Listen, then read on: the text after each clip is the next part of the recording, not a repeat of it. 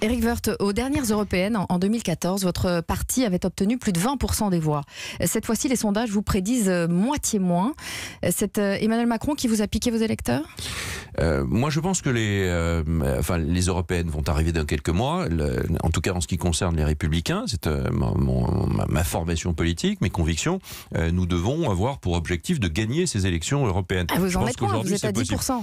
Oui, on en est sans doute loin dans les sondages, mais donc on a un potentiel de croissance. Pourquoi les Républicains ont-ils perdu la confiance des Français ? Mais on verra si on la récupère.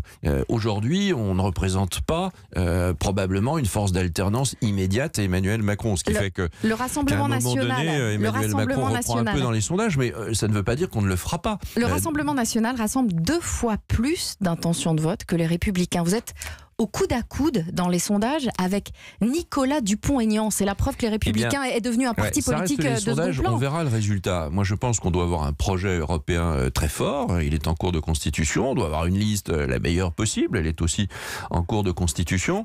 À 2 points de Nicolas Dupont-Aignan, on doit mener campagne. Non, mais l'idée, c'est de gagner. On doit gagner les élections européennes. Ça doit être l'objectif qu'on doit se fixer. Sinon, il n'y a pas de raison de concourir pour perdre. Donc, on doit gagner les élections européennes dans un moment où le gouvernement est extrêmement malmené à juste titre, c'est-à-dire qu'aujourd'hui le gouvernement il débat, il ne gouverne plus dans un débat qui tourne en rond. Le président excelle dans les débats et moins dans l'exercice du pouvoir. Donc là il y a un tout petit sujet. On ne sait même pas comment on va sortir de ce débat-là. Des référendums, pas de référendum, des décisions. Enfin bref, les ministres sont d'une certaine manière en vacances et se posent la question de savoir comment.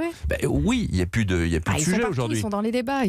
Attendez, la France et le débat, le monde il débat pas en ce moment. Il est en train de prendre beaucoup de décisions. Et quand on voit qu'il y a des ballons d'essai sans arrêt tous les jours, avec un pourquoi pas, on pourrait faire ci, on pourrait faire ça, pourquoi pas. Et le lendemain, le président de la République qui dit le contraire. En fait, le président, il enferme le débat. Il enferme le débat et il enferme le débat entre lui-même et les extrêmes. On doit sortir de cela. Pour sortir de cela, c'est évidemment les listes des Républicains aux européennes. À nous de nous montrer à la hauteur de cet enjeu. C'est une question.